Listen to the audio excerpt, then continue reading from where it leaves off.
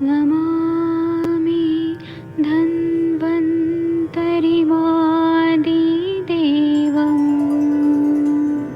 सुरासुरैर्वन्दितपादपद्मम् लोके जरामृत्युनाशम्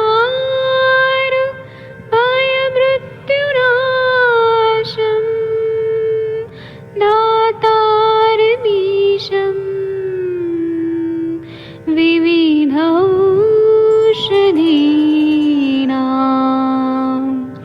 शङ्खं चक्रं जलौकां दधतं मृतघटं चारुतोर्भिश्चतुर्भिः सूक्ष्मस्वच्छादिरुद्यं शुकपरिविलसन् मौलिमं भोजनेत्रम् कालाम्बोदोज्ज्वलाङ्गं कटितटविलसत् चारुपीताम्बराढ्यं वन्दे धन्वन्तरिन्तं निखिलगदमिव प्रौढदावाग्निनीलम्।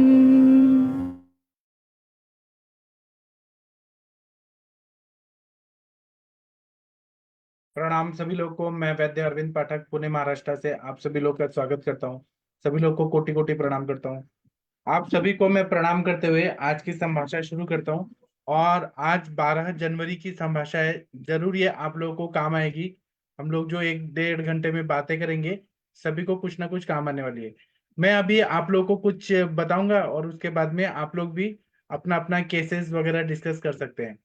अभी मैं ये बताऊंगा कि जो हमारा विहार होता है, उसका कितना अच्छा रोल रहता है मधुमेह को ठीक करने के लिए।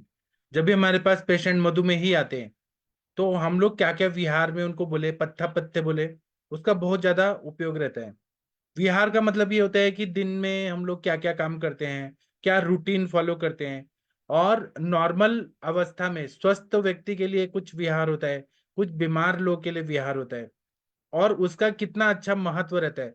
जैसे कि सुबह उठना, ब्रह्म मुहूर्त में उठना, फिर वॉकिंग करना, वो बहुत उपयोगी रहता है। और ऐसा बताया गया है कि चिकित्साम व्याधि हरम पथ्याम। तो ये जितना हम पथ्य का पालन करते हैं, उतना व्याधि जल्दी से जल्दी ठीक हो जाता है।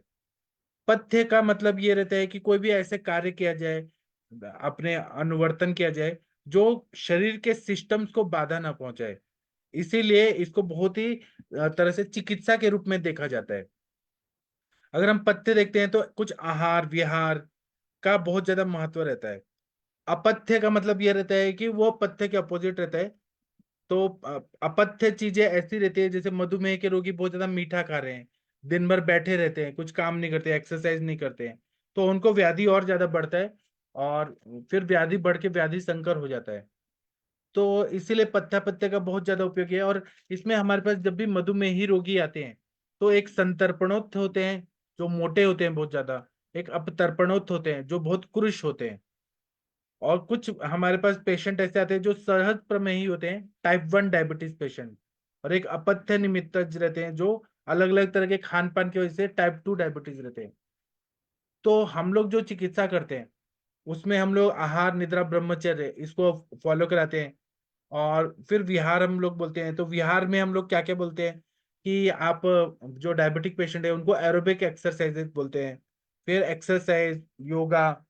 फिर उसके बाद में हम लोग करेला खाने के लिए बोलते हैं, पालक खाने के लिए बोलते हैं, प्याज लहसुन और पत्ता गोभी, टमाटर।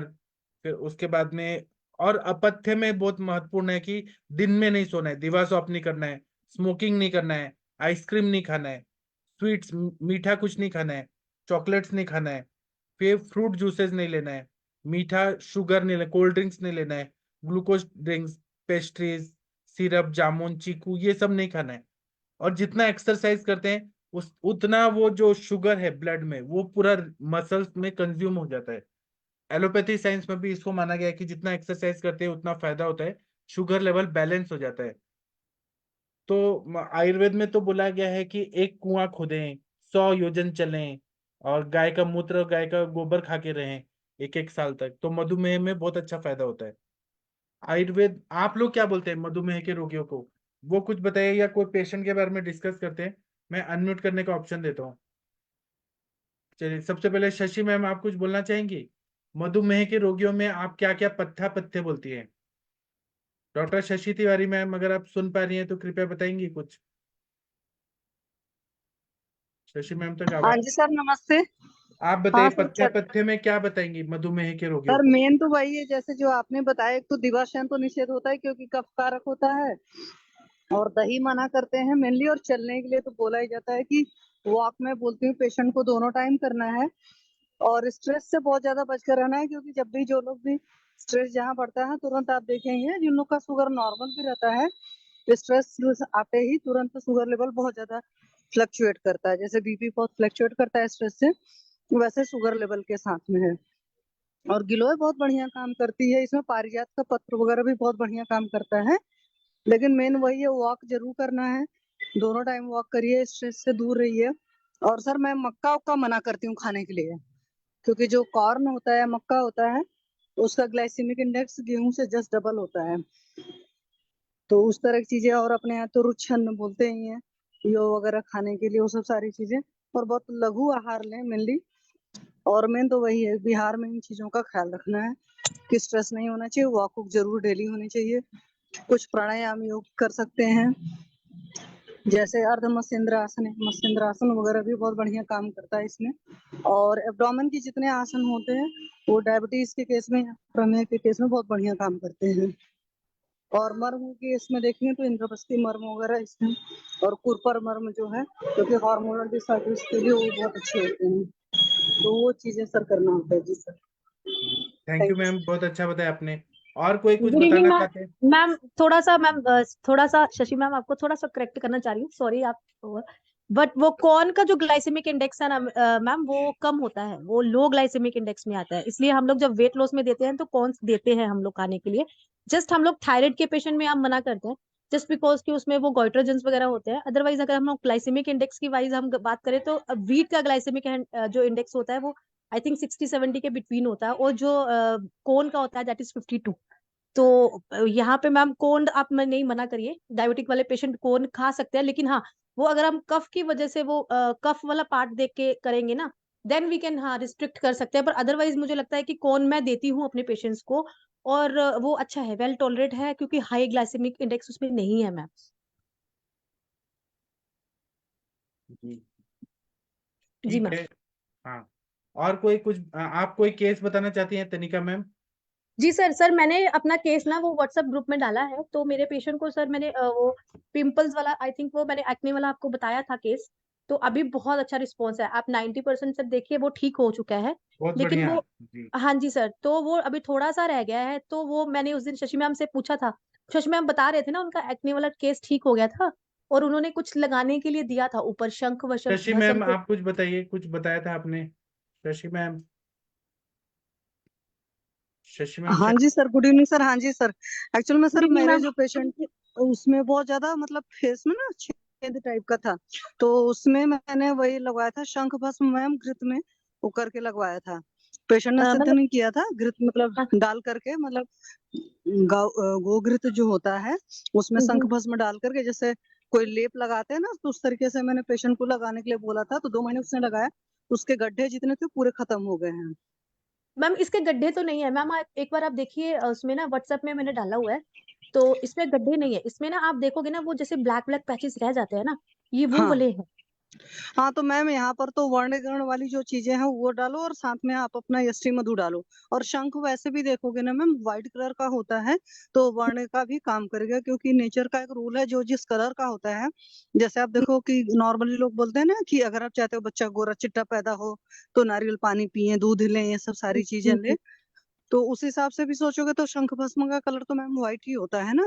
तो आप शंख भस्म के साथ यष्टि मधु डाल दो, और आप चाहो तो उसमें कुमकुम डाल सकते हो, केसर डाल सकते हो, ये सब चीजें डाल सकते हो, क्योंकि आपको याद होगा केसर जो है वो उसमें वर्ण गण में आता है। आपकी हरिद्रा जो है वो भी वर्ण गण में आती है। और घृत जो होता है इटसेल्फ खुद ही वर्ण होता है। अगर घृत का पढ़ेंगे तो मेध्य और वर्ण दोनों होता है। और यष्टि मधु के साथ में क्या है कि यष्टि मधु सेल को सोचने के लिए मजबूर करती है कहीं पर भी, तो संधान करती है हर लेवल पर। तो इसलिए मैंने बोला था, तो आप चाहे तो तीनों अपने आप से बनाकर दे सकते हैं पेशेंट को, ठीक मतलब है मैम, सिंपल अभी आप। उसको मैं दशांग लेप दे रही हूँ लगाने के लिए। तो हम्म उसको मैंने बोला दूध में डाल हम्म के दशांग लेप को और वो अप्लाई करे, तो वो अभी उसको अभी ये 1 मंथ का रिजल्ट है मैम, ये जो आप देख अच्छा। रहे हो ना। हाँ, ये 1 मंथ का रिजल्ट है। तो मुझे अभी ये जो 10, हाँ जी हाँ जी मैम, तो ये जो टेन जैसे परसेंट जो मैम है ये, मेरी जो पेशेंट थी ना उसके साथ में था कि उसको गड्ढे पड़े थे, वो मेन परेशानी इसीलिए थी क्योंकि काफी जगह वो ट्रेवलिंग करी थी, मतलब बहुत सारी जगह गई थी, उसको आराम नहीं मिला था, तो मेरे पास भी आई थी, तो उसके गड्ढे इतने बड़े थे, तो मुझे भी शुरू में लगा था कि इतने जल्दी ठीक होगा कि नहीं ठीक होगा। और हालांकि मैंने उसके साथ में रसर पाचक भी दिया था, आरोग्यवर्धिनी भी दिया था, माँ मंजिष्ठादि क्वाथ भी दिया था, तो ये सारी चीजें थी। तो आप ऐसे दो आप शंख और यष्टि ही लगा दो, चाहे केसर डाल दो उसमें, आपको जो पड़ता है। आप दशांग लेप के एक्चुअल पूरे कंटेंट मुझे नहीं याद है, दशांग लेप है अच्छी चीज, बट कंटेंट नहीं याद है मैम मुझे पूरा, सही से बताऊं तो। मैम पर एक्ने ये, के लिए मैंने हाँ तो सर ने उसमें बताया था कि दिशांग लेप को मतलब अगर हम यूज करते हैं एक्नेस के लिए तो वो भी अच्छा इफेक्ट करता है, और मेरे मतलब इसमें रिजल्ट आया है दिशांग लेप का। बट मुझे ये था कि जैसे वो आपने बताया था कि उसका पूरा फेस क्लियर हो गया, तो इसलिए मैं चाह रही थी कि अगर मैं उसको शंख भस्म को घृत साधित करके दे दूं, तो वो मैं उसको बोलूं कि डेली एक टाइम लगा ले और उससे हो जाएगा ना मैं, मतलब इंक्रीज नहीं होने है ना, बढ़े ना, मतलब क्लियर हो जाएगा, है ना। नहीं मैम बिल्कुल नहीं होगा, आप इसमें बता तो रहे हैं, शंख भस्म डाल दो, और यष्टि मधु तो सस्ता होता है, यष्टि मधु डाल दो, मतलब अपनी मुलेठी है। ठीक है अगर ठीक है। महंगा बनाना चाहते हो तो केसर डाल सकते हो, और बढ़िया रिजल्ट आएगा, आप करके देखो। क्योंकि ओके। जो शंख भस्म का मैंने यूज किया है वो भी मैंने फोरम पर ही सुना था, किसी ने बताया था कि जब भी गड्ढे उड्ढे बन जाते हैं, क्योंकि सिंपल सी बात है ना, शंख जो होती है वो अस्थि धातु का है, अगर हम सही से हाँ जी सोचें हाँ अपने जी। सिंपल वर्ड में। और ये जो है त्वचागत कोई भी बीमारी होती है, तो सर हमेशा बोलते हैं कि त्वचा, रक्त, मांस और लसिका, ये चार चीजों की दृष्टि होती है। तो ट्रीटमेंट करते वक्त मैं ये ख्याल रखती हूँ कि मतलब स्किन डिसीजेज में कि आपको त्वचा पर कभी भी काम करना होता है। मैंने गिलो को क्यों कहा, क्योंकि त्वचा पर काम करने के लिए या रस धातु पर काम करने के लिए गिलो बहुत बढ़िया काम करती है, या रस पाचक रक्त पाचक अगर आप देते हो तो मैम बहुत बढ़िया काम करता है। तो मैंने अपने पेशेंट को तो अभी कुछ और प्रॉब्लम भी हो रही है, हेयर फॉल वगैरह भी हो रहा है, तो अभी मैंने मांस पाचक वगैरह भी ऐड किया है। तो ये सारी चीजें हैं, तो मैम आप करके देखो, उतने में आ जाएगा। और बताना प्लीज जरूर, क्योंकि ये हाँ लेप जी वाला मैम। बहुत बढ़िया रिजल्ट आया है मेरे केस में तो।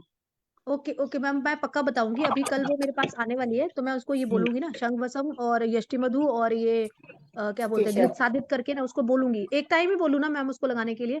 एक्चुअली मैम ये जो लड़की है ना, ये है, मैं इसकी हिस्ट्री थोड़ी सी बता देती हूँ आपको, ये है नेशनल हॉर्स राइडर, अभी इसने एशियन गेम्स में ना वो जीता है, गोल्ड मेडल जीता है।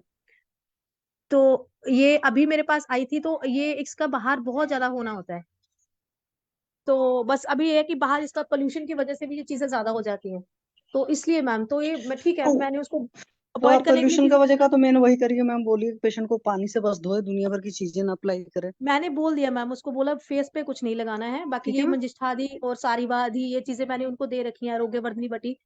तो वो अभी दूसरी विषारी विषारी जो अधक होता है, अगद होता है ना, वो भी मैंने इनको ऐड किया हुआ है साथ में, तो वो भी मतलब ठीक है, पर मुझे लगा था कि जो एक्सटर्नल अप्लाई करना है ना, वो चीजें ज्यादा बेटर होती हैं एज कम्पेयर टू अगर हम लोग है ना इंटरनल साथ में दे ही रहे हैं तो।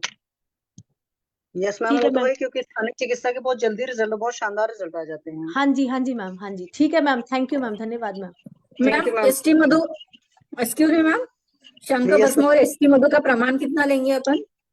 मैम, ऐसे सिंपल सा आप चाहो ना खुद बना कर देना पेशेंट को, तो शंख भस्म ले लो, जो छोटा सा 5 या 10 ग्राम का पाउच आता है, हाँ। किसी भी उसका जो मतलब अच्छी है शोधन मारण लोग करते हैं, और साथ में आप उसमें उतना ही डाल दो, एसटी मधु डाल दो, नहीं तो आप चाहे आधा डाल दो, कोई बात नहीं, क्योंकि आप तो लोकल लगा रहे हो ना, तो कुछ ज्यादा वो ऐसा प्रमाण का सोचना नहीं। और 2 से thank you ma'am. Ma'am Shashi ma'am से एक मेरा सवाल है। मैम आप हेयर फॉल में क्या दे रहे हैं? Hello hello. शशि मैम का शायद नेटवर्क प्रॉब्लम है। शशि मैम, जी सर। आपसे प्रश्न है नेहा मैम का, पूछे मैम। मैम हेयर फॉल में आप क्या एक दे रहे हैं? हेयर फॉल में आप क्या देते हैं मैम?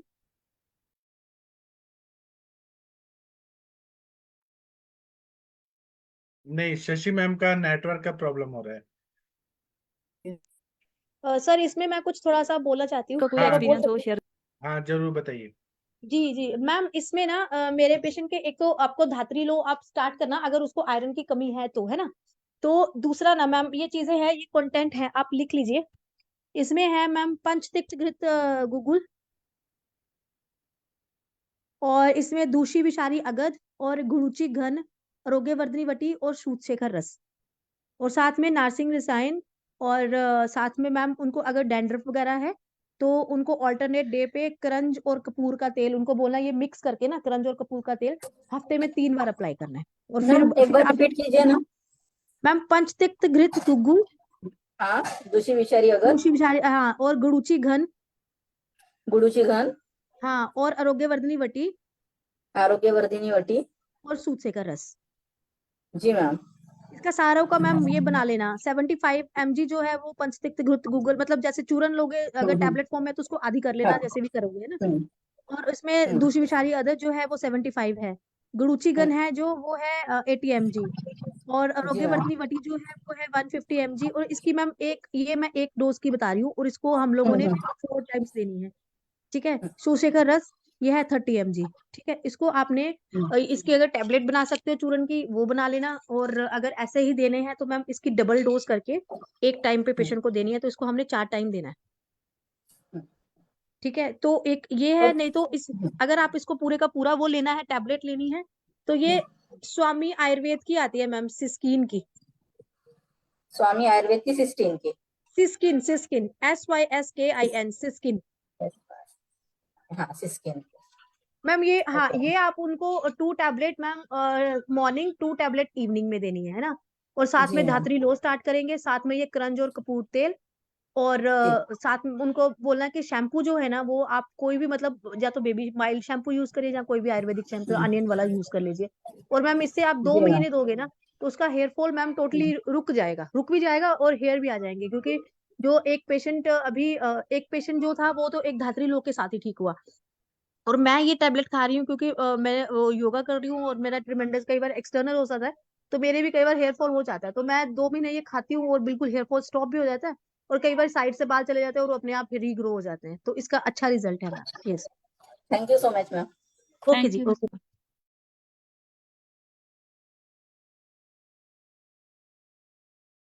बहुत अच्छा होता है मैम। डॉक्टर चंद्रशेखर जी, आप कुछ बोलना चाह रहे हैं? प्रणाम सर। हाँ सर, बताइए। सर कल शशि मैम ने पेशेंट के लिए बताई थी 10 मूल की बस्ती। सर पेशेंट डायबिटिक है तो उसमें क्या शहद डालना है सर बस्ती में? शहद नहीं डलना है, बिल्कुल नहीं डलना है। एरंड तेल? किसने बताया था? शशि मैम ने। जी। डॉक्टर शशि तिवारी मैम, आपसे प्रश्न है। हाँ जी सर, बताएं प्लीज। मैडम वो हाँ, पेशेंट जो है डायबिटिक है, आपने 10 मूल की बस्ती बताई थी सर, तो उसमें मैडम उसे क्या शहद तो डालना नहीं है उसमें? नहीं सर, बस्ती में कौन सा लोड होता है सर? आप कितना डालते हो? हार्डली, मतलब समझो कि अगर आपको ज्यादा लग रहा है, क्योंकि शहद के साथ भी वो चीज है, हालांकि अकॉर्डिंग टू आयुर्वेद शहद कभी भी मतलब शुगर लेवल को नहीं बढ़ाता, पर आजकल मार्केट में जो अवेलेबल है आपको पता ही है, सब में शुगर पड़ा हुआ है, तो जी। उसमें आप अमाउंट थोड़ा सा कम कर दो। और बस्ती द्रव्य उस तरीके से जाते हैं, बस्ती द्रव्य का उस तरीके से शोषण ज्यादा नहीं होता है कि जैसे आप सोचेंगे डाइजेस्टिव सिस्टम पर ज्यादा लोड कहाँ डालता है आपका बस्ती। अगर दीपन पाचन द्रव्य मतलब सही तरीके से इस्तेमाल करने के बाद में अगर आप देते हो 10 मूल काढ़े की बस्ती, तो जी। मुझे नहीं पता है कि किसी निरूह बस्ती से किसी का शुगर लेवल बढ़ता होगा। वैसे पाठक सर आपको इसमें और बेहतर गाइड कर पाएंगे। ज्यादातर पाठक हम सर। शहद नहीं बढ़ता डालते। है मैडम, बढ़ता नहीं है। डालते, नहीं मैम, बढ़ता नहीं है, मैं ये डालते नहीं कर रही हूँ। क्या निरूह बस्ती से मैम। शुगर लेवल बढ़ता एनोरेक्टल, है? एनोरेक्टल, हाँ, एनोरेक्टल रूट जो है ना वो सबसे हाईएस्ट एब्जॉर्प्शन रूट है, even oral administration of route से भी ज्यादा। तो जब भी हम कोई भी बस्ती देते हैं डायबिटिक पेशेंट को जिसमें मधु होता है तो पीपी और फास्टिंग दोनों भी बढ़ जाता है पेशेंट का।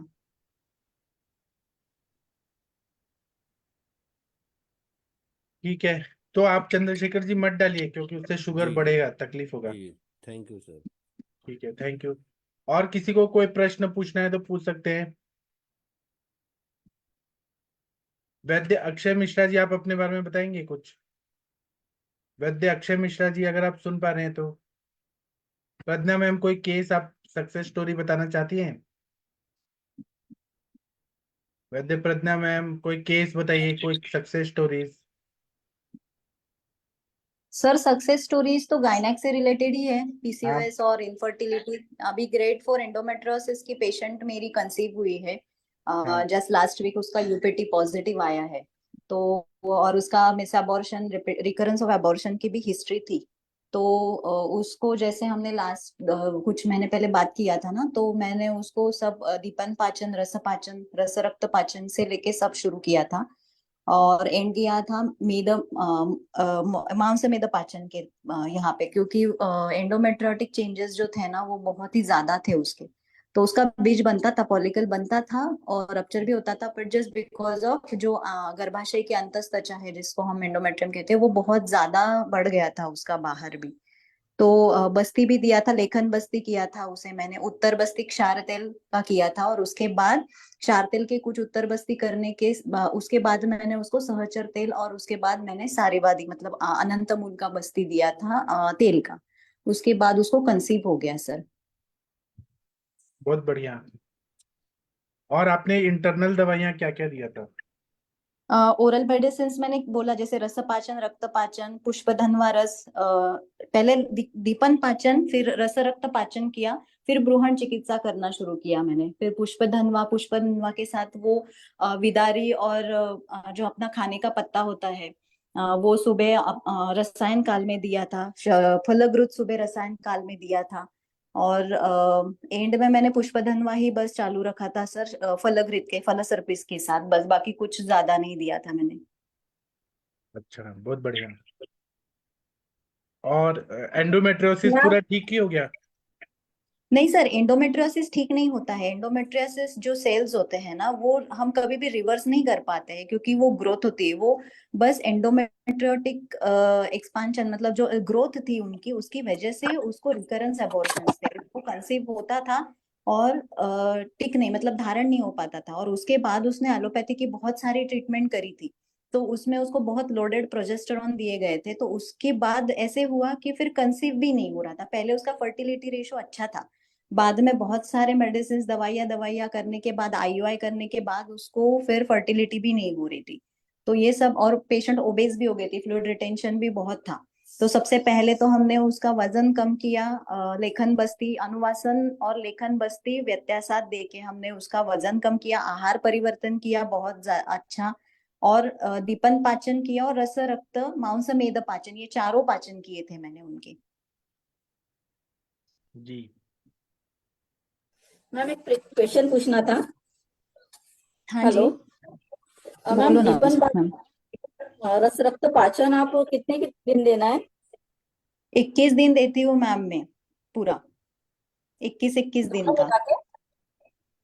अच्छा, 2 दीपन बीडी। पाचन 21, फिर रस रक्त नहीं पाचन नहीं 21। नहीं नहीं, दीपन पाचन नहीं, दीपन पाचन तो आप अग्निवर्धन तक करो, पेशेंट के सिम्टम्स पूछो हर बार कि अग्नि अच्छा हुआ है क्या, और उसका उसको एनालिसिस कैसे करना है, तो पेशेंट को पहले पूछो पहला अग्नि मतलब पहली भूख कितने बजे लगती है सुबह की, और वो कैसी होती है, मध्यम है, मंद है, तीव्र है। और फिर पेशेंट को पूछना है कि दूसरी वाली पूरे दिन में तीव्र भूख कितने बजे लगती है, तो वो जो आवर्स होते हैं ना इन बिटवीन, उसको आप काउंट कीजिए कि वो कितने घंटे का है। और वो प्रकृति के हिसाब से हर किसी का अग्नि अलग अलग है, मंद अग्नि है किसी का, प्रकृति के हिसाब से विषम अग्नि है, तीव्र अग्नि है। तो उसके हिसाब से आप जिह्वा परीक्षण कीजिए, मलमूत्र परीक्षण पूछिए पेशेंट को, और आप देखिए कि पेशेंट का अग्नि अच्छा हुआ है या नहीं। जैसे ही अग्नि अच्छा हो जाता है पेशेंट का, फिर उसको धातु पाचन देना शुरू करिए एंडोमेट्रियोसिस में। तो एंडोमेट्रियोटिक सिस्ट भी है, एंडोमेट्रियोटिक एनलार्जमेंट भी है, मतलब कहाँ पे पोस्टेरियर एंटो पोस्टेरियर है, एंटीरियर है या ओवेरियन है, ये आप देखिए पहले जी सोनोग्राफी मैम। में। जी मैम। और इसके हिसाब से फिर रस पाचन 21 दिन, रक्त पाचन 21 दिन, मांस मेद पाचन 21 दिन किया था मैंने।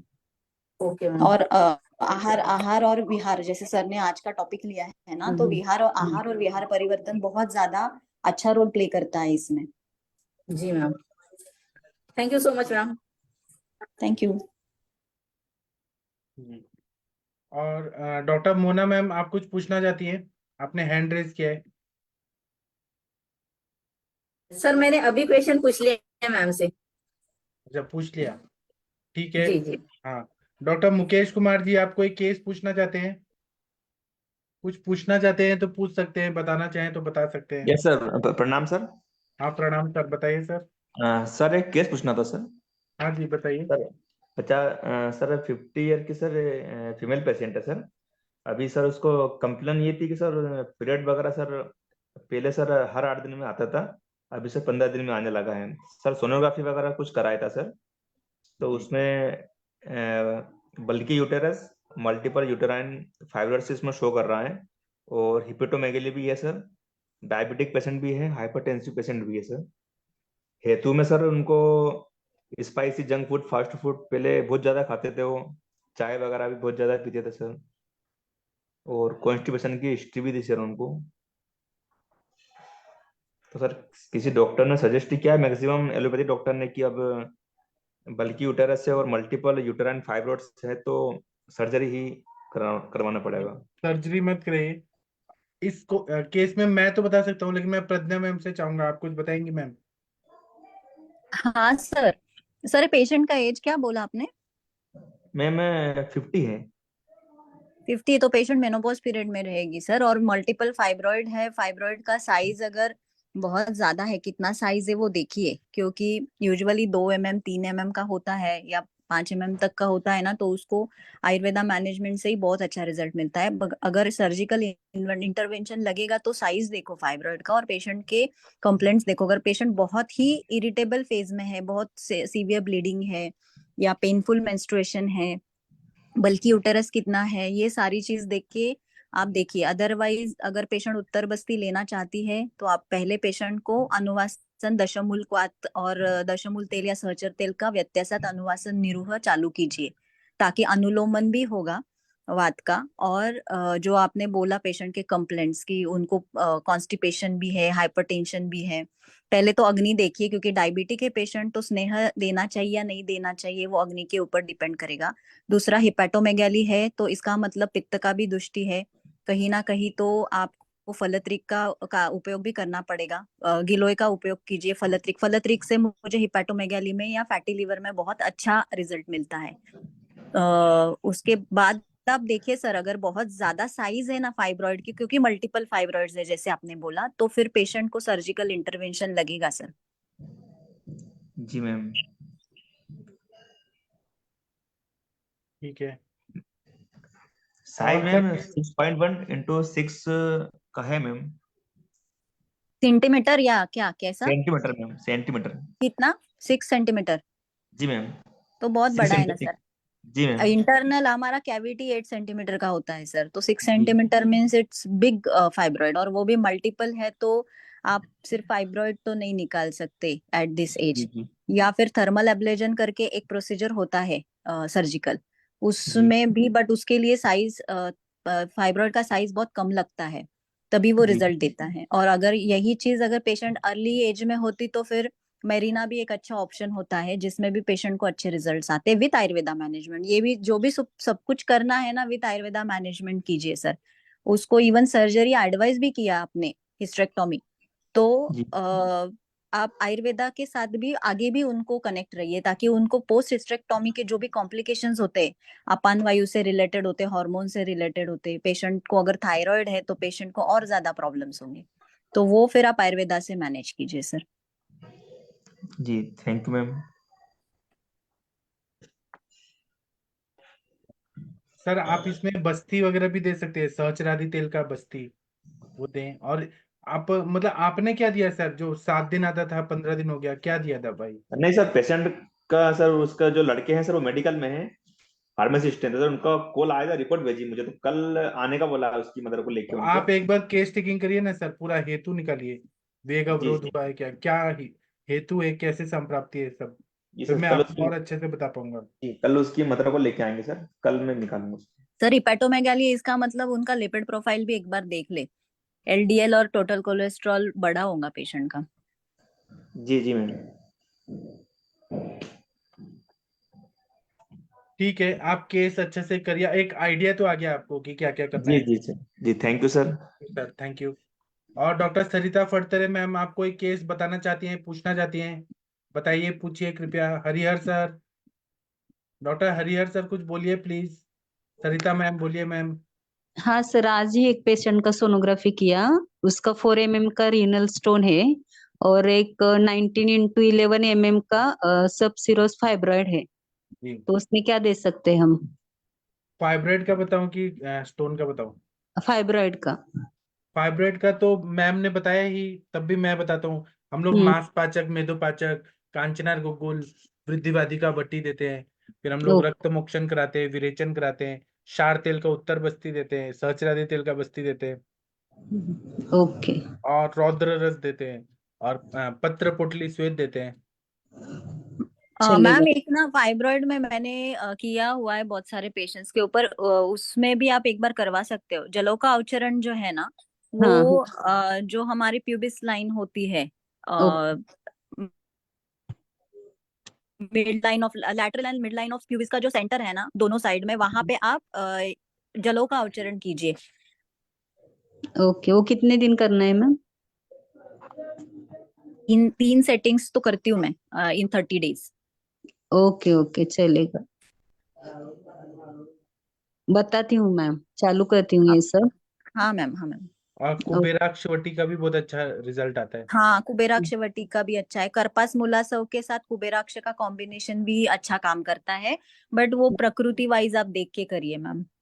ओके, अभी तो पेशेंट को कुछ सिम्टम नहीं है, खाली किया था कैसे है देखने के लिए, तो ये निकल आया रिपोर्ट में। ठीक है ना, आप करिए ना मैम। हाँ, सिम्टम्स नहीं है तो उल्टा अच्छा है मैम। आप फिर ये जैसे सर ने बोला ना, मांसपाचन, मेदोपाचन शुरू कीजिए, ये कुबेराक्ष, कांचनार, कार्पास मुलासव शुरू कीजिए। ओके, चलेगा। और स्टोन के लिए मैम क्या ऐड कर सकते हैं? स्टोन के लिए हाँ आप हाँ बताइए सर, बोल। प्रज्ञा मैम, आप मैं तो बताइए। सर गोक्षुर पुनर्नवा का क्वाथ देती हूँ बस, और नीरी केएफटी करके एक है जो मेरा बहुत फेवरेट है। उससे मुझे खुद बहुत अच्छे रिजल्ट्स आए हैं, क्योंकि मैं मेरा खुद का केस शायद मैंने कभी डिस्कस किया है नहीं किया है पता नहीं मुझे। सीबीडी है, ये है ऑब्स्ट्रक्शन है, सीबीडी नहीं ऑब्स्ट्रक्शन है। तो ये मुझे 2021 में डायग्नोस हुआ था। उसके बाद पीयूजे ऑब्स्ट्रक्शन डायग्नोस हुआ था मेरा। उसके बाद मैंने सब स्कैन, एमआरआई वगैरह किया था। स्टोन था मेरा एक पहले 5 mm का, तो उसको इग्नोर करने के बाद क्या हुआ, उसने शायद इरोजन किया था और पीयूजे जंक्शन में, और वहां पे फाइब्रोज हो गया और ऑब्स्ट्रक्ट हो गया। अभी ये इनको यूरोसर्जन और यूरोलॉजिस्ट का कहना है कि ये कंजेनाइटल है, बट कुछ कुछ डॉक्टर का कहना है ये कंजेनाइटल नहीं है, ये बिकॉज ऑफ इरोजन ये फाइब्रोस हो गया, इसीलिए वो ऑब्स्ट्रक्ट कर गया जंक्शन को। तो सबसे पहले 2021 में जब मेरा हाइड्रोनेफ्रोसिस प्लस ऑब्स्ट्रक्शन परसेंटेज जो था, हाइड्रोनेफ्रोसिस 35% था, और ये कौन सा अपना ई ग्लोमेरुलर फिल्ट्रेशन और रियल ग्लोमेरुलर फिल्ट्रेशन रेट जो था वो डिटोरिएट हो चुका था मेरा। उसके बाद मैंने पूरा आयुर्वेदा मैनेजमेंट किया। फिर नीरी केएफटी में 3 महीने से लेके 6 महीने तक मैंने सुबह एम्प्टी स्टमक लिया था। तो मुझे सर अनबिलीवेबल रिजल्ट्स मिले हैं। मुझे सर्जरी एडवाइस किया गया था, मुझे पाइलोप्लास्टी एडवाइस किया गया था। बोला था सर ने कि पाइलोप्लास्टी के अलावा कोई ऑप्शन नहीं है प्रज्ञा तुझे, क्योंकि मुझे बहुत पेनफुल रहता था। बट टचवुड सर, अभी मुझे ना इसका एडवाइस किया है सर ने, मुझे बोला अभी मैंने लेटेस्ट सोनोग्राफी किया तो मेरा हाइड्रोनेफ्रोसिस भी पूरा चला गया है, और ग्लोमेरुलर फिल्ट्रेशन रेट भी बढ़ गया है, और ऑब्स्ट्रक्शन मेरा 35% से 12% पे आ गया है। सिरप रहता है क्या मैडम नीरी केएफटी? हाँ नीरी कंपनी का केएफटी। रहता है ना। हाँ, बहुत अच्छा मुझे तो रिजल्ट मिला। बट उसके पहले मैंने ये सब कुछ किया था, पाषाण भेद, वरुण, गोक्षुर, पुनर्नवा, इसका मैं काढ़ा लेती थी व्यानोदान काल। मैंने कम से कम ये 3 महीने लिया हुआ है। बट उसके बाद ना मेरा वेट लॉस होने लगा था बहुत ज्यादा, तो फिर मैंने बंद कर दिया वो, और फिर घृतपान चालू किया था। सर वो कौन सा घृत, वो अभी मुझे नाम नहीं याद आ रहा है, कौन सा घृतपान कहते हैं सर वो, इसमें बहुत अवपीड़न। हाँ, खाने के पहले 25 ml, खाने के बाद 25। हाँ, वो तब मैंने किया था। और उसके बाद फिर मैंने हाँ 25 ml ये मैंने किया था। और उसके बाद फिर नीरी केएफटी शुरू किया था। तो मेरा बहुत अच्छा, मतलब कंप्लीट ट्रांसफॉर्मेशन है। मुझे अभी यूरोलॉजिस्ट के पास जाने की जरूरत ही नहीं पड़ती। मैं रिकरेंस ऑफ 3 महीने में या 4 महीने में 6 महीने में सोनोग्राफी करती रहती हूँ, बट मेरा कुछ भी अभी कॉम्प्लिकेशन नहीं है। ये कितने महीने चालू रखते हैं मैम? मैम दो ये तीन जो महीने? मैम सॉरी इंटरप्ट कर रही हूँ मैम, ये जो पीयू, ये जो ऑब्स्ट्रक्शन होती है ना पीयू, पीयूजे, हाँ। ठीक है, हाँ जी, पीयू ये ऑब्स्ट्रक्शन जो होती है ना मैम, ये मैम कंजेनिटल ही होती है। तो ये एक्चुअली मेरी फ्रेंड को थी प्रॉब्लम ऐसी वाली, तो एक्चुअली वही ये सेम आपका नहीं जो वाला मैम, सिम्टम एक्चुअली क्या है, देखो कंजेनाइटल होती है, बट इन माय केस क्या हुआ, मैंने 4 ओपिनियन लिए थे। तो अभी जब मेरे प्रेगनेंसी में जब मैंने पूरा फिजिकल फिटनेस किया था, चेकअप किया था, सारा सोनोग्राफी से लेके सब कुछ, तो तब मेरा कहीं पे भी रीनल ऑब्स्ट्रक्शन दिखा नहीं था और ना ही हाइड्रोनेफ्रोसिस था। तो कुछ जो केतन वर्तक सर करके है पुणे में, he is a very senior urosurgeon, बहुत एक्सपीरियंस यूरोसर्जन है। तो उन्होंने फाइनल डायग्नोसिस ये किया था कि it is not a congenital, just due to the history of 2 stones. वो जब पास हुए थे तब जब, और मुझे हिस्ट्री याद है, जब वो स्टोन पास हुए थे तब वो that period was very painful. तो हुआ ये कि अंदर क्या होता है, इरोजन होता है जंक्शन में जब वो पास होता है यूरेथ्रा में, यूरेटर में। तो फिर वहां पे इरोजन होने के बाद अगर वुंड्स क्रिएट होते हैं ना, तो वो कुछ सब सब सम वुंड्स कन्वर्ट इनटू वो फाइब्रोज हो जाते हैं। और वो फाइब्रोज होने की वजह से उसका जो अंदर का जो डायमीटर है वो कम हो जाता है, वो ऑब्स्ट्रक्शन दिखता है इवन इसमें भी, डीटीपीएस स्कैन में भी। तो जब मैंने डीटीपीएस स्कैन करवाया था ना, तो वो तब पता चला था कि ये 35% ऑब्स्ट्रक्टेड है। और उसके बाद मैंने जब सेकेंड डीटीपीएस स्कैन करवाया आफ्टर 2 इयर्स, तो वो 35% का ऑब्स्ट्रक्शन 12% आ गया है। तो इसका मतलब वो कंजेनाइटल नहीं था। एक्चुअली मैम पता क्या है, हाँ ये आप बिल्कुल सही कह रहे हो, बट मेरी जो फ्रेंड थी ना, उसका मैं आपको थोड़ा सा केस डिस्कस करती हूँ। उसका आपके जैसा सेम केस था। तो हम्म वो क्या होता था कि जैसे वही हाइड्रोनेफ्रोसिस चली जाती थी, आ जाती थी। तो वो पूछती थी, मतलब उसने फिर यही हमारे एक्चुअली जिस यूरोलॉजिस्ट को दिखाया ना, तो हम्म सर ने क्या बोला कि जब क्या होता है, वो जो यूरेटर के पास से ये जो पेरियूरेट्रिक जंक्शन होता है ना, तो हम्म यूरेटर के पास से सर एक एक नर्व जाती है सर। वो जो नर्व है ना, वो आपको जब प्रेस करती है ना, वो जब उसको प्रेस होता है ना, जब वो, तो उससे हम्म यूरेटर प्रेस होता है। जब प्रेस यूरेटर जब आपका प्रेस होगा ना, तो वो आपके यूरिन को रिगर्जिटेट करता है, मींस आपके यूरिन को वो बैक प्रेशर देता है, देन यू फील हाइड्रोनेफ्रोसिस। जब कहीं मतलब वो सर्टन नहीं होता कि मतलब अभी उसको, वो कभी भी हो जाता है।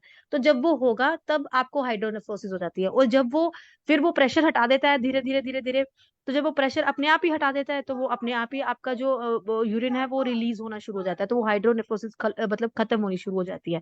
तो उन्होंने ये मतलब रीजन दिया था, आई डोंट नो मतलब वो चीज कितना मतलब वर्थ है या कितना वो परसेंटेज सही है, लेकिन उनका यही था। पर एट लास्ट फिर उसने मतलब सर्जरी करवाई है, ठीक है, तो वो सर्जरी के अच्छा, साथ ही उसका हील हुआ है मैम। यस। ओके। मैंने तो अभी मैम 2018 को डायग्नोस हुआ, 21 को प्रॉब्लम हुआ, 18 से लेके 23 तक तो मेरा अभी पूरा मोर देन 60% रिवर्स हो गया है। और इनफैक्ट मैंने वापस केतन वर्तक सर को भी दिखाया था, तो उन्होंने खुद होके मुझे बोला था कि now if it is the condition कि जहाँ पे कहीं पे भी कुछ कॉम्प्लिकेशन रेज नहीं हुआ है, so no need to go head with the pyeloplasty. तो अभी उन्होंने भी पहले मुझे यही बोला था कि कंजेनाइटल ही होता है, उसमें कुछ दूसरा ओपिनियन था ही नहीं। और फिर मैंने पूछा था कि अगर कंजेनाइटल है तो why the over the period of time at the age of 40 why I diagnose with that. तो फिर उन्होंने बोला कि नहीं नहीं, समटाइम्स वो जैसे आपने बोला ना कि नर्व प्रेशर करती है हाइड्रोनेफ्रोसिस, तो हाइड्रोनेफ्रोसिस इज द रीजन। बहुत सारे रीजन है कि वो ऑब्स्ट्रक्शन की वजह से वहां पे पैसेज नैरोइंग हो जाता है, इसीलिए यूरिन कंप्लीट आउट नहीं आता है, वो इट स्टेज इन किडनी। और this that is the reason कि हाइड्रोनेफ्रोस मींस किडनी बढ़ जाती है, वहां पे यूरिन एक्यूमुलेट हो जाता है। और जैसे ही वो यूरिन वापस चला जाएगा, फ्लश हो जाएगा, तो ये सारी जो चीजें की ना मैंने, आहार पालन, पथ्य पालन, फिर ये सारी दवाइयाँ, आयुर्वेदा मैनेजमेंट, फिर बस्ती ऑपिडिन ये घृतपान किया था, उसके बाद फिर ये मुझे सारे रिजल्ट्स आने शुरू हुए थे। अदरवाइज मैं हमेशा ड्रोटीन पे रहती थी, मुझे इतना पेनफुल रहता था कि मेरा ड्रोटीन का टीडी क्यूआईडी डोज था पहले, जब मुझे पेनफुल रहता था तो। जी जी मैम, वही वही मैम, एक्चुअली मुझे लगता है कि रीजन तो वही है, जैसे हम लोग अगर पथ्य पालन करते हैं तो हम लोग इस चीज को अवॉइड कर सकते हैं, है ना। तो हाँ, वही उसको देखते हैं, वही बढ़ने से, कितनी देर हाँ, तक अवॉइड और कितना परसेंटेज अवॉइड कर सकते हैं, मतलब वो हम लोगों को अपनी मतलब बॉडी के है ऊपर और ये तो मैं पूरा पक्का दिन मानती हूँ, आहारचर्या क्योंकि और दिनचर्या सर्जरी और, को, है ना। हाँ, वही ठीक है मैम, जी मैम। Yes yes.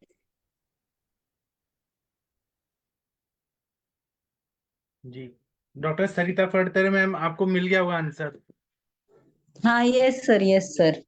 हाँ, इसके अभी अलावा हम डेली लोग मैं करती हूँ, नीरी के एफटी देती हूँ, और आपने जो बताया ना मांस पाचक कुबेराक्ष कांचनार। इसके अलावा और क्या दे सकते हैं, तो आप देखिएगा अश्मरी हर चूर्ण मिलता है पतंजलि का, वो अच्छा काम करता है। फिर हजरल यहूद भस्म, भद्राश्म चूर्ण अच्छा काम करता है। ओके और सर, ताम्र भस्म अच्छा करता है। त्रिविक्रम रस अच्छा करता है। चलेगा और सर, मैम, ओके। आप कहाँ प्रैक्टिस करती हैं सरिता बता मैम? सातारा। सातारा में, हाँ जी। फिर ठीक है मैम, आप करके हाँ बताइएगा क्या रिजल्ट आया। Okay sir, okay. ठीक है, thank you. Doctor thank you Divya sir. Ma'am, हाँ डॉक्टर दिव्या मैम, आप कुछ बताइए। कोई पेशेंट देखे होंगे। गीता पटेल मैम, कृपया बताइए। डॉक्टर महेंद्र सर, कुछ केस बताइए सर। हरिहर सर। सर एक पेशेंट थी। हाँ जी। Hello sir. हाँ जी, बोलिए मैम। एक वातज ग्रहणी की पेशेंट थी, 3 महीने से जूनियर ट्रीटमेंट कर रहा था वो। उसको पेन बंद नहीं हो रहा था, एब्डोमिनल पेन। मैंने 1-2 बार आपसे भी डिस्कस किया था जी और काफी मेडिसिन बदल दी पर बंद नहीं हो रहा था। एक दिन अचानक वो दोपहर को आई, रोटी खाती हूँ तो दर्द होती है, मैम क्या करूँ। जी वो इनफर्टिलिटी की थी, तो पहले ग्रहणी था तो वो डिजो करे, उसके बाद वो इनफर्टिलिटी की ट्रीटमेंट के लिए आने वाली थी। मैंने बोला अब तो वो बस्ती देनी ही है तेरे को, मात्रा बस्ती इनफर्टिलिटी के लिए, तो वो ही चालू करते हैं और कोई ऑप्शन ही नहीं है। जी तो पहले दिन महानारायण की एक मात्रा बस्ती 30 ml की दी। दूसरे दिन वापस आई कि मैम आज पूरा दिन दर्द नहीं हुआ। तो फिर 7 दिन चलाई और आज से उसने बोला कि अब मैं त्योहार आ रहे हैं तो 1 हफ्ते के लिए बंद करूं, मेंसेस के बाद वापस आऊंगी। जी सर वो सिर्फ मात्रा बस्ती से उसका पेट दर्द भी बंद हो गया जी और मेंसेस का फ्लो। मेंसेस के पहले उसको बहुत ज्यादा दर्द हो रहे थे, वो भी अभी नहीं स्टार्ट हुआ है दर्द। 1 वीक पहले उसको दर्द हो जाता था जी। और आपने मात्रावस्ती और किस कोई तेल का ट्रीटमेंट दिया? उसमें इफेक्ट ही नहीं थी। कितना दीपन पाचन किया। जी मैम, आपने पहले कौन दिन सा तेल? महानारायण का दिया, फिर दूसरे दिन तो महानारायण का। महानारायण और 10 मूल। जी। और कितना डोज में दिया मैम हाँ, मात्रा? पहले दिन 30 ml दिया था, फिर मात्रा बढ़ाती गई। 20-20 माह 10 मूल और महानारायण दिया। जी। फिर 25-25 इसके बाद के दिन 5-5 ml दोनों का बढ़ाती गई मैं। अच्छा। 60 ml तक दिया। और कितने सेवंथ दिन डे दिया आपने मात्रावस्ती? 7 डे दिया। तो उसके बाद पेन नहीं हुआ उनको? नहीं, उसको फर्स्ट डे से पेन बंद हो गया। और मेंसेस वाला पेन भी बंद हो गया? और हाँ, वो भी अभी नहीं, मेंसेस अभी स्टार्ट नहीं हुआ, तो 14 डे थे उसकी, तो 1 हफ्ते पहले उसको दर्द स्टार्ट हो जाता था। जी। वो अभी स्टार्ट नहीं हुआ। इसलिए तो कहते हैं आयुर्वेद से जड़ से बीमारी निकालते हैं हम। परमानेंट ठीक कर दिया आपने। देखते हैं आगे क्या होता है। हाँ, आगे क्या होता है, वो इनफर्टिलिटी के लिए नेक्स्ट मंथ से करवाएंगे योग बस्ती का कोर्स। और इनफर्टिलिटी के लिए आप क्या देंगी और दवाइयाँ? वो फिर तो विरेचन ही कराती हूँ, पर इसमें तो गृहिणी है तो विरेचन कहाँ करवाएंगे। तो हाँ, फिर फिर? नित्य विरेचन पे रखूंगी। फिर? और फल फ्रूट देती हूँ। इसमें मैं फल कल्याणक दूंगी क्योंकि उसकी मानसिक कंडीशन भी इतनी अच्छी नहीं है, वात ग्रहण की वजह से साइको भी थोड़ी हो गई है। हाँ। वो और? प्रजास्थापन खंड की टेबलेट आती है, वो 10 मूल देती हूँ। जी इसमें 10 मूल कंटिन्यूज रखना पड़ेगा, या 10 मूल आरिस दूंगी। जी। और? उसका एमएच लो है, इसके लिए तो पहले ग्रहणी सही हो जाए, उसके बाद में एमएच के लिए योग बस्ती का कोर्स करती हूँ। अच्छा। और उसके साथ ही वो फल सर्पी की कैप्सूल आती है ना, 7 आवर्ती वाली, वो जी सुबह शाम 2-2 कैप्सूल देती हूँ। जी फिर एक बार वो नीचे विरेचन का हो जाए, उसके बाद योग बस्ती का कोर्स के बाद स्टार्ट करती हूँ। जी और सुवर्ण वसंत मालती देती हूँ, जी। या तो सिद्ध मकर ध्वज देती हूँ। अच्छा। दोनों में से एक स्टार्ट करते हैं। सिद्ध मकरध्वज एक एक गोली सुबह शाम? हाँ, सुबह शाम देते हैं। और नहीं तो और स्वर्ण ये वाली एमएच लो वसंत एक एक? पुष्प धनवा भी स्टार्ट करना करते हैं, एमएच लो है उस सब में। तो आपके पेशेंट में एएमएच कितने दिन में बढ़ जाता है मैम? कितना लो है उसके हिसाब से। तभी एक अंदाज से वो बताइए। कुछ मेडिसिन पर, हाँ 25 mg तो हर साइकिल में बढ़ता है। जी मैंने इसका एक है तो उसको तीसरे महीने ट्राई कर सकते हैं, 1 महीना ये कुर्सी का कोर्स करके। उसके हाँ। बाद के नेक्स्ट मंथ में ओव्यूलेशन स्टडी कराती हूँ, नॉर्मल आ जाती है। जी। एक के ऊपर है तो ज्यादा तकलीफ नहीं होती, एक से डाउन है तो 2 मंथ करना पड़ता है, 3 मंथ करना पड़ता है। ग्रहणी अच्छी हो जाए तो ज्यादा तकलीफ नहीं होती।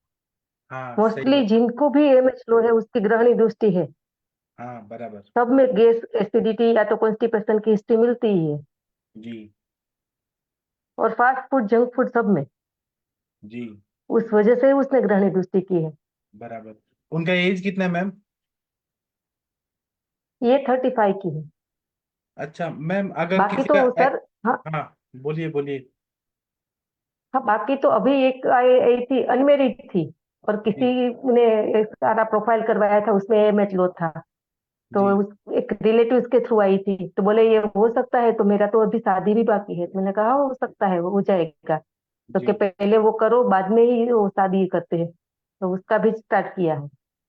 उसका 0.88 है, बहुत कम है हाँ, उसमें तो, जी। पर वो तो अ, पूरा आपको दिवा ये स्वाप ग्रहणी है। दृष्टि ही दिखा उनमें भी? हाँ, वो दिवा स्वाप है, वो खाए भूखी नहीं, मंदाग्नि ही सीवियर है सर। अच्छा 10 बजे उठती है, हाँ वो बस बिस्कुट वगैरह खा के फिर सो जाती है, 3-4 बजे उठती है, फिर भी कोई नाश्ता करती है या पानी पूरी खा लेती है, जी बस इतना ही, ये वैसा ही खाती थी, 3 साल से उसका रूटीन ही यही है।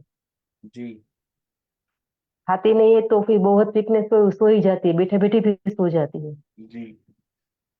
और मैम बोलती है अगर मुझे भूख ही नहीं लग रही है। अनओवुलेटरी साइकिल अगर होगा, हाँ, अनओवुलेटरी साइकिल मेंसेस आ रही है लेकिन ओवा ही नहीं है, तो आप उसमें क्या देंगी कि मतलब ओवम नया बनने लगे? उसमें सर नस्य करते हैं। हाँ, नस्य नस्य करते हैं, तो अदरक स्वरस और वचा का प्रथमा नस्य करती हूँ, अदरक स्वरस का और अल्टरनेट डे करती हूँ नस्य, जी मेंसेस बंद हो जाए उसके बाद से। और पुष्प धमना नस पुष्पांतक स्वर्णावसन मालती, और क्या ग्रहणी की तकलीफ है उस हिसाब से 10 मूल सब में चालू रखती हूँ, क्योंकि वो बिना जी बात के तो ये होता ही नहीं, बात के बिना तो। जी बाकी तो उसकी ग्रहणी की कंडीशन के वो मोस्टली ये होती है, वो सारी बात की प्रकृति वाली होती है, जी। और मैम मैक्सिमम कब अनोविलेटरी तक? वाली या तो ये जी। हम मैक्सिमम कब तक सर करवा उसकी सकते क्या हैं? कंडीशन है उस हिसाब से। नहीं वो ठीक है, कौन से एज तक हम लोग करवा सकते हैं?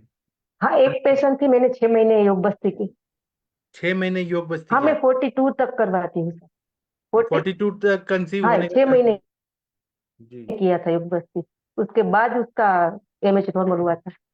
अच्छा 6 हाँ, महीने 42 या तक करती हूँ, उसके बाद का लो है एमएच है, तो मैं बोलती हूँ कि ट्राई करते हैं आपको टेस्ट ट्यूब, हाँ टेस्ट ट्यूब, अगर इतना 6 महीना परहेज न रख सको तो टेस्ट ट्यूब करवा लो, जी।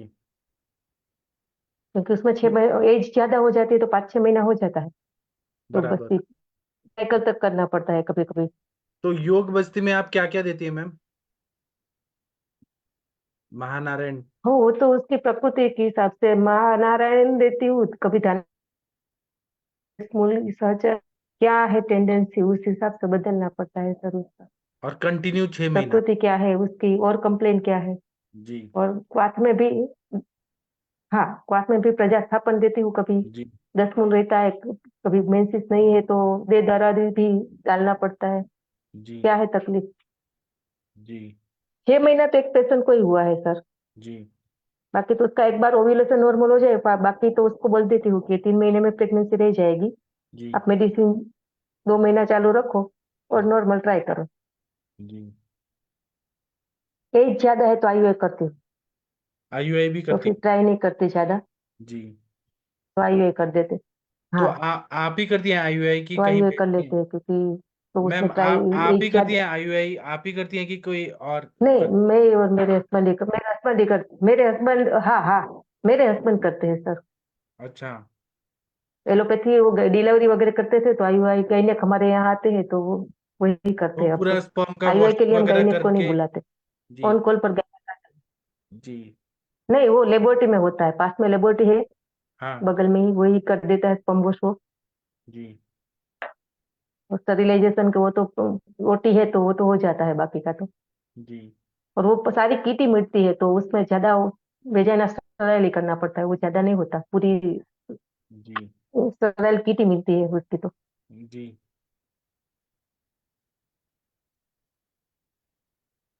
बहुत बढ़िया मैम। ठीक है, और किसी को कुछ बताना है, पूछना है तो पूछिए, बताइए प्लीज। कितना अच्छा नॉलेज मिल रहा है आज। दिव्या मैम, आप कहाँ प्रैक्टिस करती हैं, कृपया बताइए।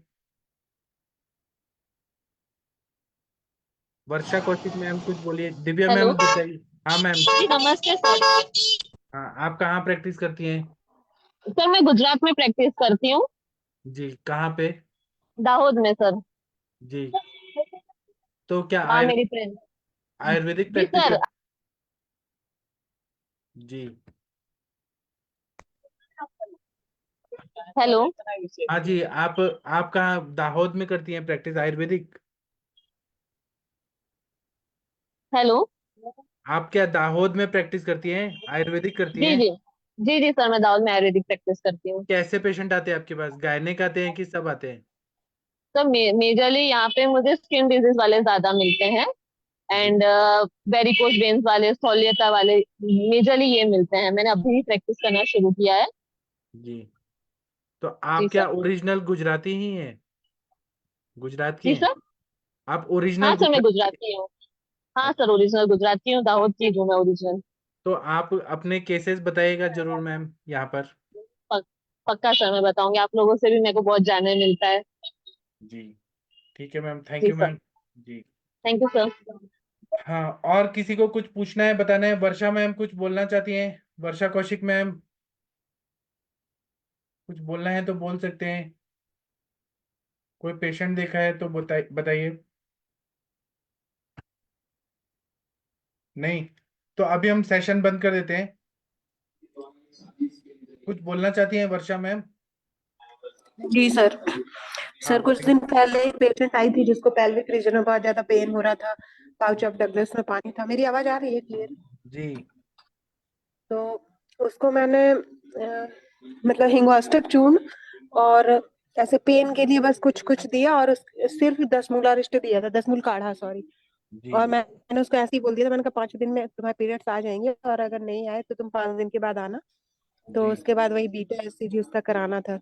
लेकिन सर 5 दिन में उसका पेन भी सबसाइड हो गया और पीरियड्स भी आ गए। आपने क्या मतलब क्या दिया उसको था, जो क्या क्या दिया था? मैंने उसको आरोग्यवर्धिनी बटी और हिंगवाष्टक चूर्ण और 10 मूल काढ़ा दिया था। ये क्यों दिया था आपने, क्या सोचा, क्यों दिया?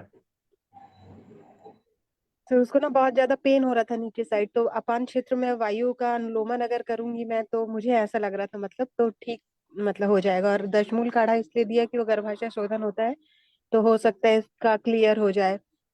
और उससे कुछ मतलब उसको अगर मान लो वो सच में प्रेग्नेंट होती तो कोई हार्म भी नहीं होता, इसलिए दिया था ये।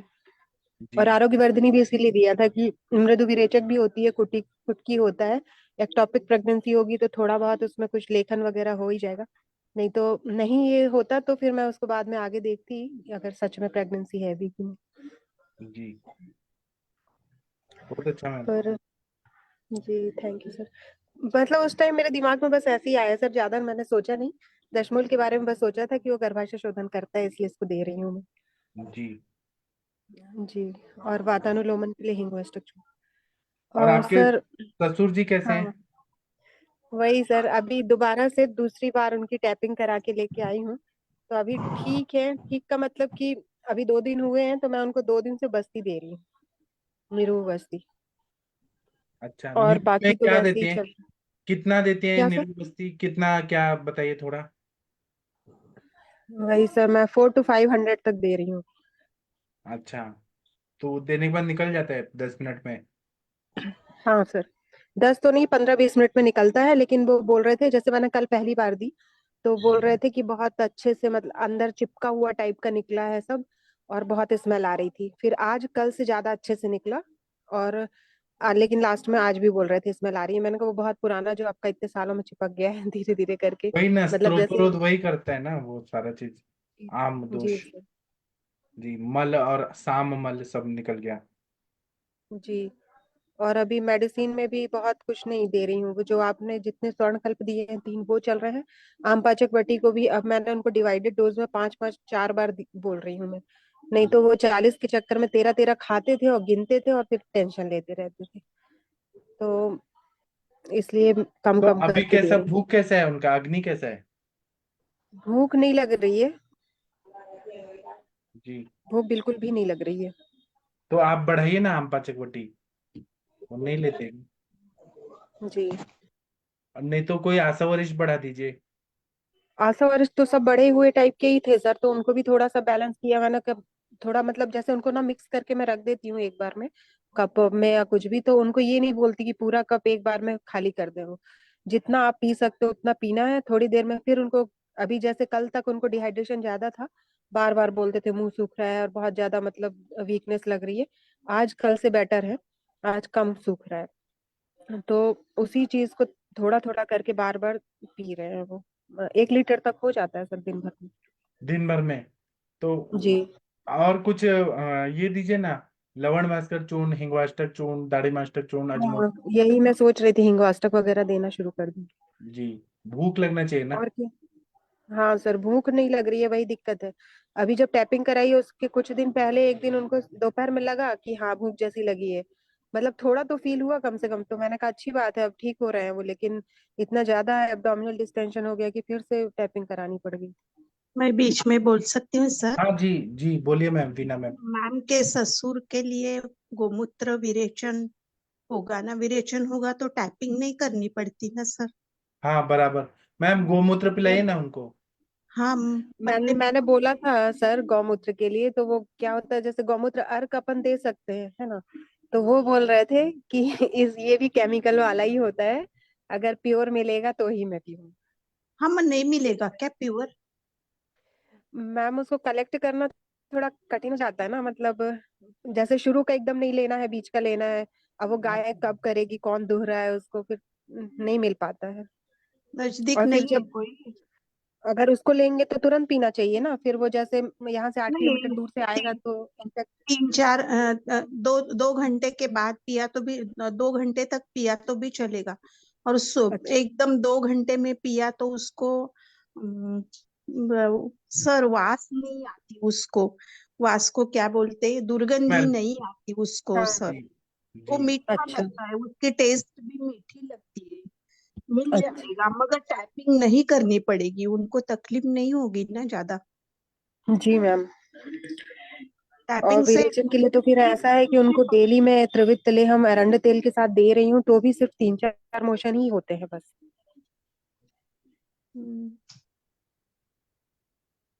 लेकिन गोमूत्र का ट्राई करिए मैम, हो जाएगा। टैपिंग बार बार करना तो अच्छा नहीं है ना, वायु का प्रकोप होता है, कितना बार करेंगे। जी मैम। और सर गौमूत्र में, गौमूत्र ही दे मैम की कैप्सूल भी आने लगे आजकल उसके, तो वो भी दे सकती हूँ क्या? वो फ्रेश गोमूत्र, गोमूत्र का रिजल्ट अच्छा आता है ना? गोमूत्र के जी। कैप्सूल भी आ रहे हैं, पहली बार सुना। हाँ, आ रहे हैं सर, अभी अभी आ रहे हैं, वासु कंपनी बना रही है। अच्छा, जी, यूरी को डी करके। अच्छा। ठीक है मैम, आप करिए, फिर हमें बताइएगा। आम पाचक वटी थोड़ा और बढ़ाने का ट्राई करिए ना। हाँ 40-40 खिलाऊं क्या, मतलब दस खिलाइए दस ना, करके 4 बार? जल्दी ठीक हो जाएंगे। 10-10 करके 4 बार 40 गोली खिलाइए। जी। थोड़ा ताकत आ बहुत जाएगा, उनका खाने पीने लगेंगे तो क्या अच्छा हो जाएंगे ना। बल क्षय बहुत ज्यादा ही हो गया है, जी। तब भी और क्या कर आपने सकते कितना कितना सेवा किया है, एक बहू से ज्यादा बेटी बन के सेवा किया आपने। हैं। अभी तो वो मुझसे एक दिन बोल रहे थे कल, जब उनको बस्ती थी उसके बाद बोल रहे थे कि मुझे ऐसा लग रहा है कि तुम मेरी किसी जन्म में माँ थी। अच्छा, सच में मैंने आप कहा बहुत अच्छा कर रही हैं। और होता है ना, कभी किस जन्म में कौन आप माँ होंगी भी उनकी, हो सकता है। हाँ हाँ, पर ऐसा उनको फील हो रहा है अभी, लेकिन फिर मुझे कभी कभी ये लगता है सर, जैसे उनको कभी कोई प्रॉब्लम होती है ना, पेन होगा कुछ भी ज्यादा, तो बिल्कुल ऐसे ही बोलेंगे, मुझे बिल्कुल ठीक कर दो। मतलब ऐसा है कि जैसे मैं कोई देवी हूँ कि मैं बिल्कुल सच में ऐसे हाथ घुमा के उनको ठीक कर ही दूंगी। आप कम से कम 2 साल से कर रही हैं, मुझे शायद याद है, 2 साल से केयर कर रही हैं। जी जी। हाँ, हो जाएंगे ठीक, आप करते रहिए, कोशिश करते रहिए, करते रहिए, हो जाएंगे। आम पाचक जी बटी बढ़ाइए, और कुछ दीपन जी पाचन चूर्ण दे दीजिए, चूर्ण कल्पना, जी दाढ़ी मास्टक जी। या अजमोदादी या लवण भास्कर हिंगवाष्टक कुछ दे दीजिए। और हाँ आशा वरिष्ठ, हिंगवाष्टक मुझे ज्यादा ठीक लग रहा है सर, क्योंकि उनका वायु भी अवरुद्ध हो रहा है बार बार। जी, और गोमूत्र 1-1 गिलास रोज पिला दीजिए, देखते हैं ना क्या एक होता है। ग्लास? उसमें क्या है, एक बार देंगी तो अच्छे से पेट साफ हो जाएगा। जो आप बस्ती से निकाल रही है मल, वो अच्छा गोमूत्र से निकल जाएगा ना। तो सुबह के टाइम ही दें? हाँ, भूखे पेट दे दीजिए। जी। वो 8 पदरी वो कपड़े से छान के। छान के। हाँ हाँ। जी मैम। और उसमें कुछ डालना तो नहीं है? नहीं, आप उसमें चीनी गुड़ डाल सकते हैं अगर उनको लेने में कड़वा लगता है तो। कड़वा नहीं लगता सर वो। हम पीते थे। जी। मैंने मैम गौमूत्र अर्क को पी के देखा है, पर उसको तो 20 ml भी पीते थे, तो ऐसा लगता है उसके बाद की पूरी गौशाला अपने अंदर ही घुस गई। नहीं, मगर वो ताजा जो गोमूत्र रहता है ना, वो मीठा लगता है पूरा। जी। तो गाय का ही लेना चाहिए कि उसके वो बछिया का, छोटी जो गोमूत्र रहती गाय का ही होता है ना। है? हाँ मैम, लेकिन फिर भी उसमें रहते हैं ना कि जैसे अपन ये रहता है कि बाल हरड़ का ये यूज है। चलेगी, वो समीर जमदग्नि सर है, वो बोलते कि वो जर्सी गाय भी गाय ही है, सच में ही है वो, जो मिलेगी वो गाय का लेने का। जी जी मैम, थैंक यू मैम। ठीक है, आप करिए मैम, फिर हमें बताइएगा। मैम सर गौशाला नहीं है कहीं आसपास? सर है मैम, गौशाला वाले गाय तो दूध हमारे देने घर में आते ही हैं है, ना, पर नहीं नहीं, तो गाय फिर तो क्या मिल जाएगी, तकलीफ गाय है? तो घर में ही है, पर थोड़ा तो सा फिर दूर क्या है यहाँ दिक्कत से है? 8-10 किलोमीटर। आपके सर आपके वो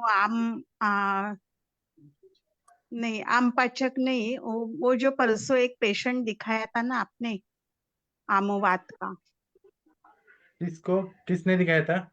आपका एक पेशेंट था है ना वो आमोवात सर, है ना अभी, सुरेंद्र वो शर्मा आम जी है ना। पाचक। हाँ, नहीं, डॉक्टर सुरेंद्र शर्मा नहीं, वो सुरेंद्र शर्मा जी हैं करके, अभी नहीं नहीं है, नहीं, शाम 7 आपका बजे ही आते हैं। पेशेंट। हाँ हाँ। जी जी जी।